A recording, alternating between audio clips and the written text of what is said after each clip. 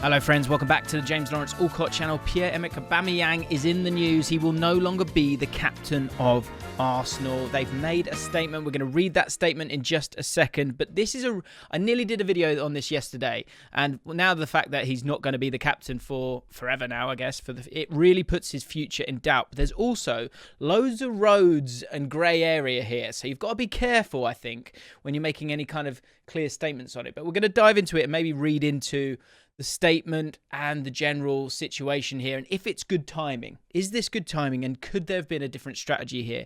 I wonder if there could have been. Let's explore it together.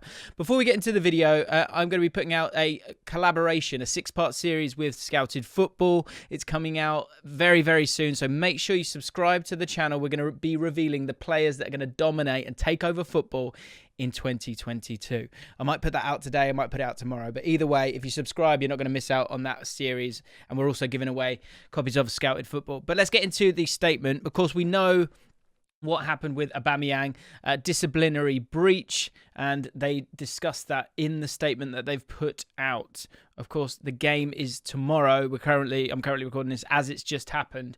So following his latest disciplinary breach last week, Pierre-Emmerick Aubameyang will no longer be our club captain and will not be considered for selection for Wednesday's match against West Ham United. We expect all our players, particularly our captain, to work to the rules and standards we have all set and agreed. We are fully focused on tomorrow's match. Wow. That is such a strong statement from Arsenal, and they have backed their manager. Now let's rewind just a little bit. And I spoke about this on ESPN recently. My point on this is that when you watch the interview with Mikel Arteta after Aubameyang doesn't play, he says, he has a moment of like, should I tell the truth or not? And he goes, he broke a disciplinary breach. And then he goes down that road. Now, I think it feels naive for me to suggest that he didn't know that that question was going to come. And so I then think either, did he just go with being honest because he panicked in that moment, or was he given that party line to go down? Now, if he has been given that party line to go down, that is fascinating. And that suggests to me very, very clearly, along with this statement, that Arsenal Football Club do not want Pierre-Emmerick Aubameyang at the club any longer. And I think in terms of them trying to get him to go to another club, they're okay with not getting that much of a fee for him.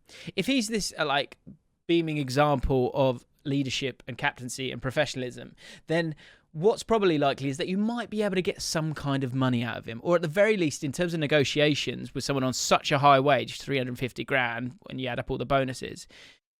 You've got a player that you've still got something to kind of offer a club and have an element of strength in those negotiations. This statement is absolutely damning for me. This statement says so much. This statement says, we're with Arteta, we're not with you. This statement says that we are going down a road here that doesn't allow players like Pierre-Emerick Aubameyang, with his style of leadership, if you can call it that, and just generally his profile, to flourish at Arsenal anymore. The David Luiz of this world, the Willians of this world, all those 30-plus players that they've kind of relied on over the years, that they've shipped out over the last few years. He is the final one. And this statement it's so strong. It's so strong. Now, the grey areas that I was talking about, there's a few here. And I also want to talk about captaincy in general, because I think that's interesting. First of all, the grey areas. Pierre-Emerick Aubameyang, there have been a lot of reports about, his mother being unwell and him having that desire to go and see him. With that in mind, you would imagine that there would be a level of compassion if he'd come back and she is in, grave health. Now, I am speculating here. I don't know the truth on that. But again, to go with such a strong statement, I would expect that it wasn't around that. For those of you who don't know, in terms of that disciplinary breach, he'd gone to France. He was told to come back on the Wednesday. He came back on the Thursday morning. He came back before training, supposedly. But I think it's a broader thing. Arteta always talks about processes, principles. And that's what he wants from his leaders. And he was a leader. So let's move into captaincy now. Because if you look across Europe, often there are the oldest player, the most senior player, he can be the captain, but that player also has to lead by example. Like someone like Iker Casillas, for example, was captain for many years, but he wasn't an outrageous leader, but he did set a good example. I think captainship is quite a fluid thing, right? And you can have different leaders on the pitch. What I would suggest when it comes to Arsenal is that they are trying to change their identity and philosophy. Another word that Arteta uses often. And so with Aubameyang as that leader, and initially, do you remember I think it was under Emery, they had this sort of leadership group, which is fine, I think, when you've got too many leaders. But when you haven't got too many leaders, that's when it gets a bit difficult. Aubameyang then became the captain. And I've got to be honest, since then, he hasn't shown any of the sort of criteria needed for a quality captain. Be it scoring goals, leading from the front, being a great communicator. I don't really see that, certainly on the pitch as well. Or leading by example. This is the third disciplinary breach from him. He said bleach. From him. And so the overall decision here, I'm on board with. I get it. There's a reason why Seamus Coleman has been a great Premier League player. But is he Everton's best player? No. Has he been Everton's best player consistently? Best? No. But he is an incredible leader, clearly. He sets high standards, and you drag the rest of the team both on a macro level to a higher standard, or that's the desire in terms of those standards that you put forward, or on the pitch you can sometimes do that as well. And there are players that have done that. Beckham, not your normal captain, but on the pitch did that for the team. Aubameyang, since he signed the contract, has done neither.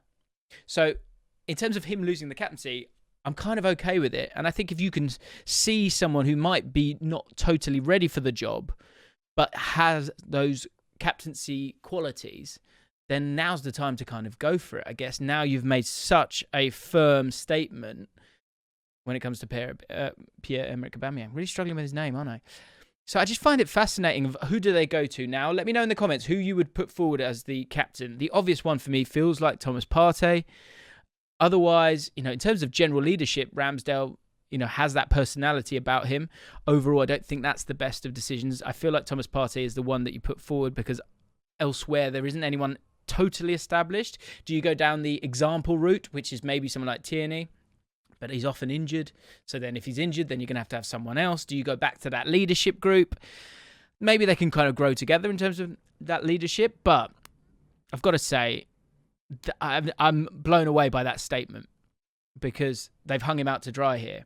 And I think the final thing that this statement says to me is, but Barcelona, Newcastle United, come and get me. Come and get me for free. Come and get me on a cheap deal. I think they're it's not a bluff. It's kind of like a ruse to try and get someone to take him away who can pay his wages. Can Barcelona pay his wages? I don't even know. I don't totally know the money situation. But Newcastle can. The next level of that is the fact that does he work in a Newcastle team alongside Callum Wilson and Alan St-Maximin? Or does it even matter when you're just trying to get quality players through the door? Because there's no doubt that he is that and he can, score great goals. And, he's a premium asset on FPL. So he's obviously a good player. But this is the opening of the door of Arsenal. And it says very clearly, out. It's fascinating. Fascinating. But I guess in time, you can look back on this and go, this is the next step in Arsenal going, no, we're a club that has values and principles once again. So there's loads of negatives and positives and grey areas. I'd love to know what you think about it. Let me know what you think. Always love doing these quickly off the top of my head because I think there's just so much discussion to be had. So if you like discussion, this is the channel for you. Hit the subscribe button, hit the like button if you've enjoyed this one and you want me to do more of these quick fire things.